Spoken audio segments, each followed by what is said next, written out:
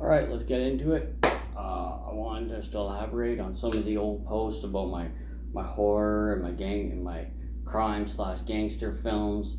Uh, just like I said in the comments or whatever, I missed out on the Tommy Knockers. I know I mentioned movies such as Hellraiser, all that, Candyman, but I kind of missed out movies like The Omen and movies like The Exorcist that was arguably one of the best horror movies. It changed the dynamics of the way we look at horror movies. Adam's Family, that's a hot comedy horror almost, if you really want to put it that way. When I look at there's some gangster films that I missed out on.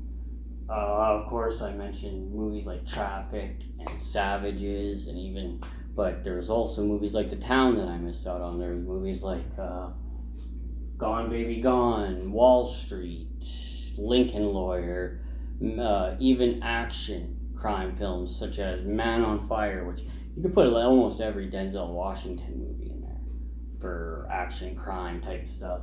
But yeah, movies like Ides of March, Capote, Pride and Glory, just cop dramas. And if you want to really, and I mentioned something about the Manhunter film, 1982 or 83, it might have been. I don't know. I keep forgetting. It might have been actually 86. So around that area, there was another Hannibal Lecter type movie called Manhunter. Brian Cox, the man that plays Stryker in the X-Men X2 movie, he actually plays Hannibal Lecter. Dr. Hannibal Lecter. But let's just get into it. I wanted to make this about Tarantino and just civil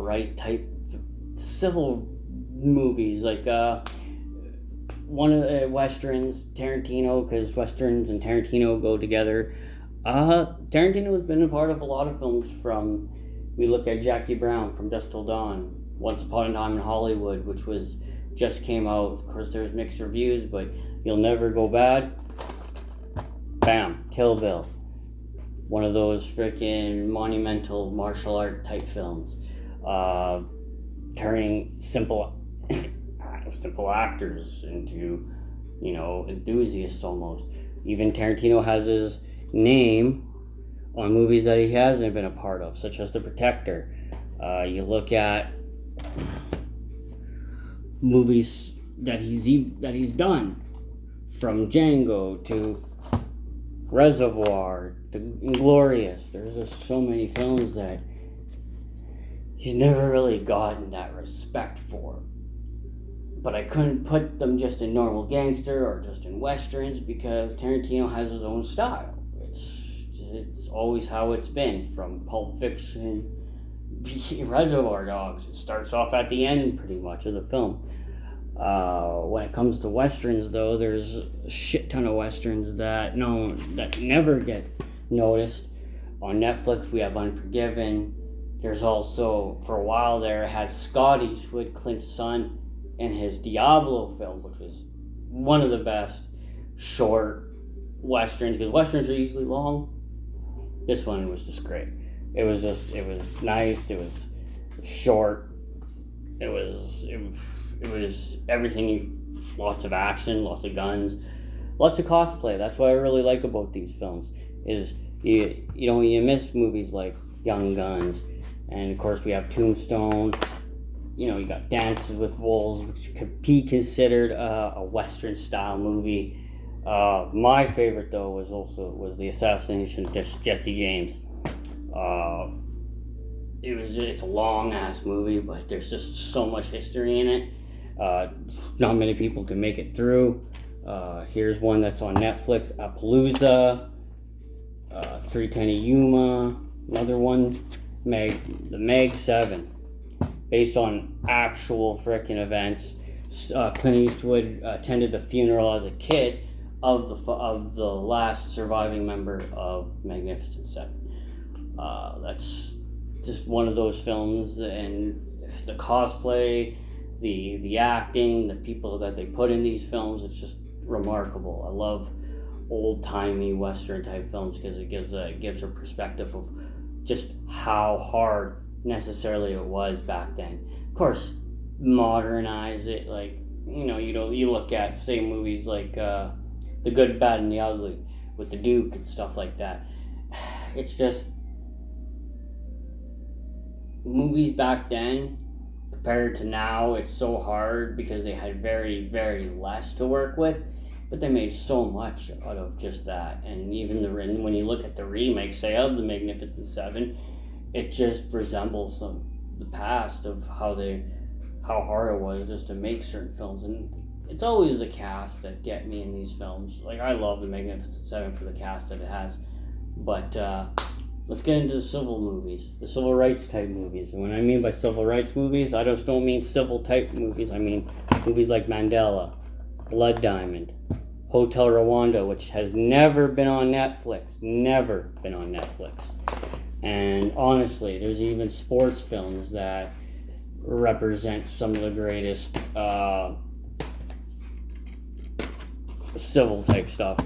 Look at what 42, greatest sports movie ever made, in my opinion, because it actually had to do with something about someone that's monumental. 42, greatest Chadwick Boseman movie ever made, next to Get On Up, about James Brown. Glory Road, about the first black basketball high school or NCAA basketball team. This is more of a horror story for people. This is a really sad one. The Express, the Ernie Davis story, and of course Coach Carter, one of the more better ones. And that's not just the civil movies I'm talking about. I'm talking about movies like Do the Right Thing, American History X. There's movies like that just Selma, Malcolm X, right? That just involve. There's movies like Kill the Messenger that talk about civil issues, conspiracy type civil issues that the government tries hiding under the bus. And there's a lot. And probably some of the best fucking films I've ever seen. Honestly. Like, these are some of the best films I've ever seen. And that's why I bought them. So, unfortunately, I wish I had movies like Malcolm X. I pass by it all the time at the pawn shop, usually because they're mostly scratched and stuff like that. I'm not going to bother with that. But those are some of them. You look at them, they have so much more meaning. Movies like The Manchurian Candidate, movies like, they have so much more of a meaning when you look deep inside the issues that they're actually trying to get, whether it be Quentin Tarantino, whether it be a Western, or whether it be a civil type movie.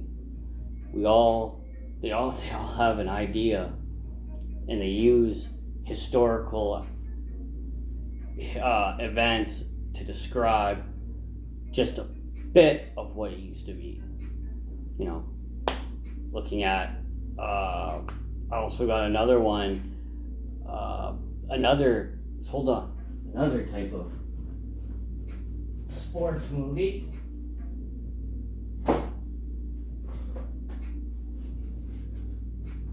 It's called Believe in Me. It's about the first championship women's basketball team. Believe in Me.